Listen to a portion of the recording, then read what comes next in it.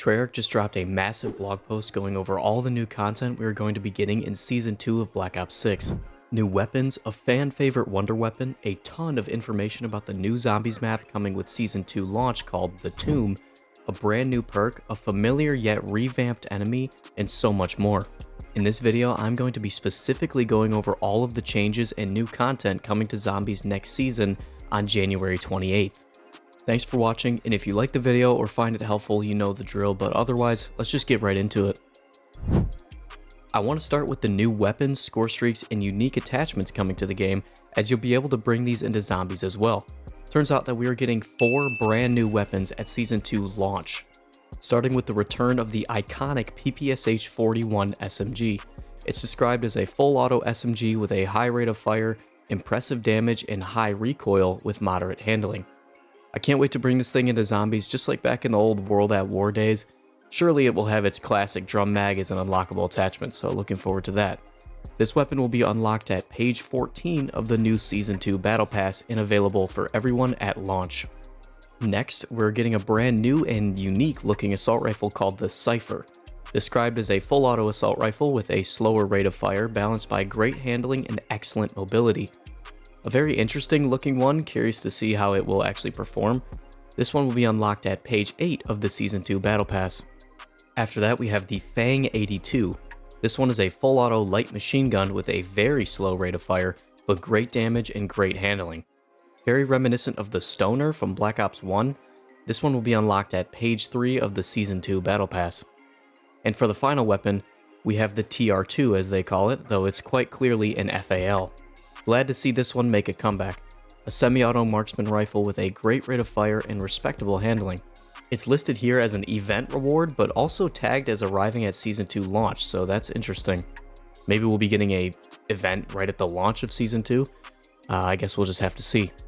We are also going to be getting a returning score streak from past Black Ops games known as the War Machine. Except this time it's described as a burst fire launcher with grenades that explode on impact. I'm curious to see how effective it will be in Zombies, as score streak damage typically scales infinitely, so it should be an absolute monster. And as for the attachments this time around, we have a very unique underbarrel attachment arriving on Season 2 launch that is quite literally just a crossbow. The underbarrel crossbow attachment can be added to most rifle type weapons and fires explosive tip bolts. We are also getting a full auto conversion for the AEK marksman rifle as an event reward, a binary trigger for the Tanto, which will turn it semi-auto but allow the weapon to fire once when the trigger is pressed, and then once again after it is released, similar to the DM10 in Zombies after you pack-a-punch it. And finally, being added mid-season, we have a belt-fed attachment for the LMGs that gives you, quote, an extreme amount of ammo continuously fed into the weapon, but this also means that the weapon can now overheat if you fire it for too long. And now that we have gone over the new weapons, score streaks, and attachments, let's talk about all the details regarding the Zombies mode and the brand new map, The Tomb, coming with Season 2 launch. Following the events at Citadel des Morts, Weaver, Maya, Carver, and Gray must take the amulet secured at the Citadel to a cursed dig site in the ancient catacombs within. Professor Kraft indicated that the elusive Sentinel artifact may be found in the tunnels below. Reports of the paranormal phenomena go back centuries, possibly related to the presence of the artifact. If the team can secure it, there may yet be hope in releasing Samantha Maxis from her imprisonment in the Dark Aether. In this enthralling new adventure, follow in the footsteps of a doomed explorer and explore a long-forgotten dig site while seeking out a door to nowhere. What lurks behind this door? You'll find out when the brand new Zombies map launches at the start of Season 2 on Tuesday, January 28 at 9 AM PT, which is 1 PM EST for the East Coast fellas. Quick side note, I will also be streaming my first playthrough of the map here on the channel as soon as it releases, so stay tuned for that. Would love to see you there and interact with you all in the chat as we make our way through the tomb for the first time together. Next, Treyarch provided a plethora of scenic screenshots of the various locations within this new Zombies experience, and I will put all those on screen now.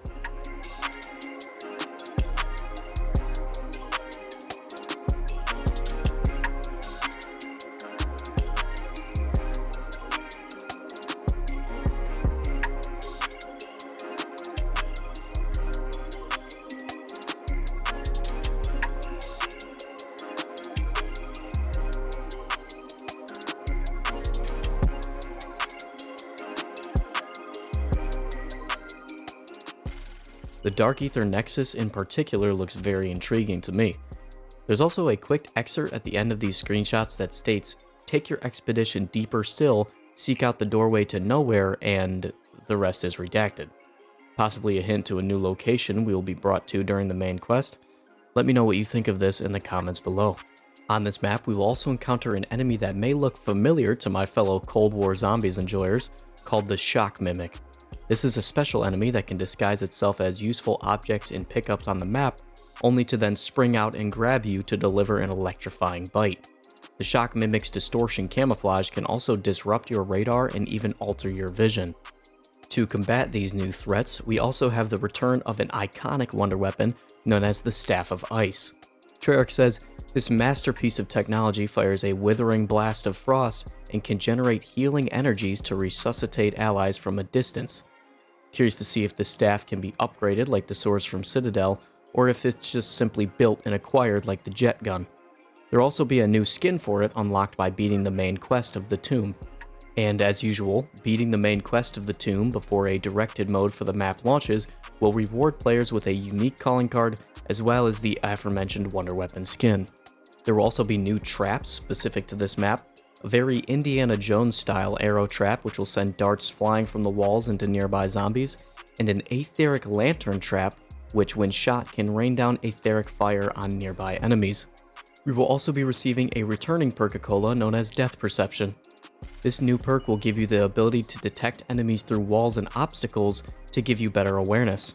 It will also be coming with a new host of augments to upgrade it with, which I will quickly go over. For the major augments, we have Treasure Hunter, spot items that others can miss from loot containers, as well as special and elite kills.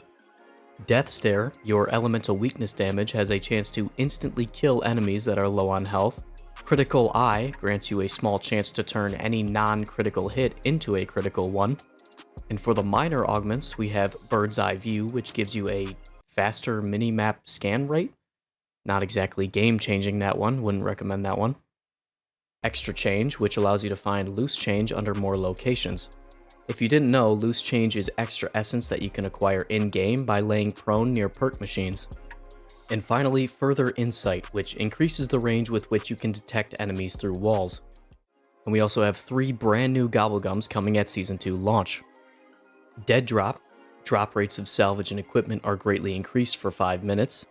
Modified Chaos, greatly reduce all ammo mod cooldowns for 2 minutes.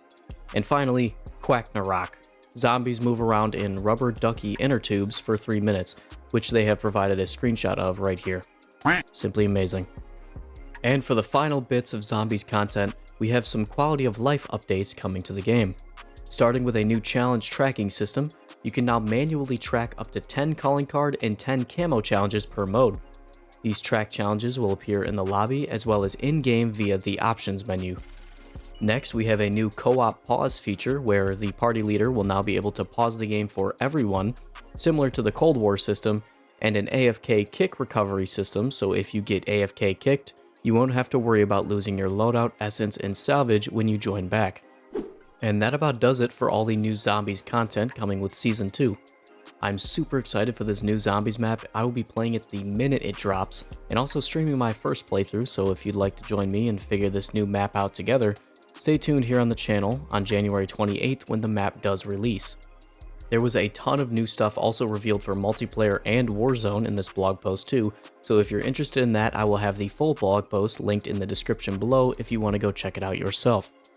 Thank you so much for watching. Let me know your thoughts about this down in the comments below, and if you enjoyed this video or found it helpful, any engagement with the video goes a long way. Whether it's a like, comment, or subscribe, it all helps. Thank you again, and until next time.